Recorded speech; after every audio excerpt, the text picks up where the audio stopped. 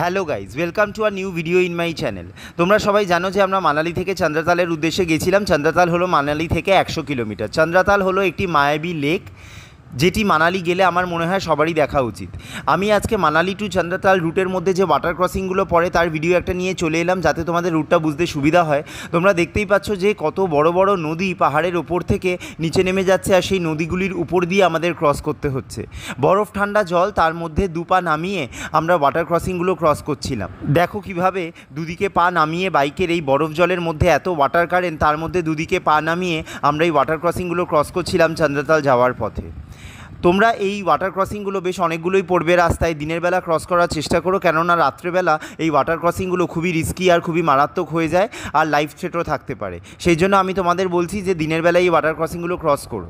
Water ক্রসিংয়ের যতই কষ্ট থাক, রাস্তা না থাকার যতই কষ্ট থাক, পাথুরে রাস্তা থাক, কিন্তু চারিদিকে প্রকৃতি এত মায়াবী, আর চারিদিকে মাথা উঁচিয়ে দাঁড়িয়ে রয়েছে এত বরফের সব পাহাড়, যে তোমাদের ক্লান্তি নিমেষেই চলে যাবে। কী সুন্দর মায়াবী প্রকৃতি দেখো। আর আমরা খুব লাকি ছিলাম, তার কারণ হলো চন্দ্রতাল যাওয়ার এই 100 কিলোমিটার রাস্তায় আমাদের যেটা যেতে 6 থেকে 7 ঘন্টা লেগেছে, বা তার একটু হয়তো বেশিও হতে পারে, আমরা এক ফোঁটাও কোনো বৃষ্টি পাইনি।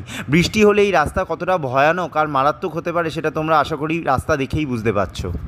দেখো, চন্দ্রতাল যাওয়ার পুরোটা রাস্তা জুড়েই দাঁড়িয়ে রয়েছে সব উঁচু উঁচু সব পাহাড়। আমার মনে হয় এই চন্দ্রতাল কেউ গেলে মানালির আর কোনো লোকাল সাইট সিইং স্পট তোমাদের ঘুরতে হবে না, কেননা পুরো মানালিই ঘোরা হয়ে যাবে এই চন্দ্রতাল গেলে। এত সুন্দর প্রকৃতি, এত সুন্দর রাস্তা, এটা কিন্তু একটা লাইফ টাইম এক্সপিরিয়েন্স হয়ে থাকবে।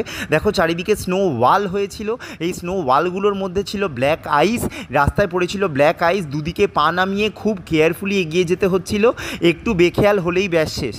চারিদিকে আইস হয়ে রয়েছে, আর বরফের ঠান্ডা হাওয়া আমাদের গায়ে এসে লাগছিল, পুরো একদম জমিয়ে দিচ্ছিল। কিন্তু আমরা পুরো জার্নিটাই দারুণভাবে এনজয় করছিলাম। তোমরাও ভিডিওটা দেখে এনজয় করো। আমরা যত চন্দ্রতালের দিকে এগোচ্ছি, আইসওয়াল আর শেষই হচ্ছে না, পরপর আইসওয়াল চলছেই।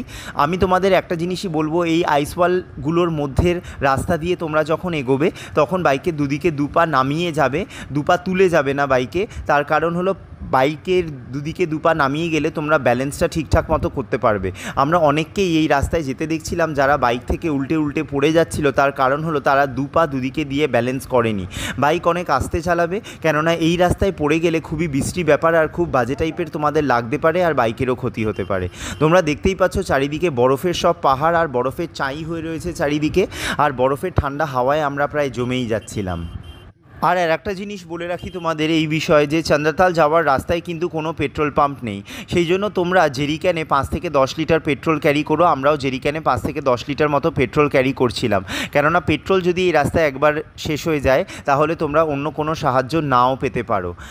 দেখো প্রকৃতি কতটা সুন্দর হতে পারে। নিচে বয়ে চলেছে সবুজ নদী, আর ওপরে দাঁড়িয়ে রয়েছে উঁচু উঁচু সব বরফাবৃত পাহাড়, আর পুরো পরিবেশটা একদম ঠান্ডা হয়ে রয়েছে, পুরো জমে যাচ্ছিলাম আমরা। মানালি থেকে চন্দ্রতাল হলো 100 কিলোমিটার মতো পথ। এই 100 কিলোমিটার মতো পথ এতটাই দুর্গম, বা পথই নেই বলতে পারো, যে তোমাদের যেতেই লাগবে 6 থেকে 7 ঘন্টা মতো। চন্দ্রতাল যাওয়ার পথ এতটাই দুর্গম যে এখানে কোনো গ্রামও নেই, এখানে কোনো দোকানপাটও নেই। জাস্ট একটাই দোকান রয়েছে, যেটার নাম হলো চাচা চাচি ধাবা।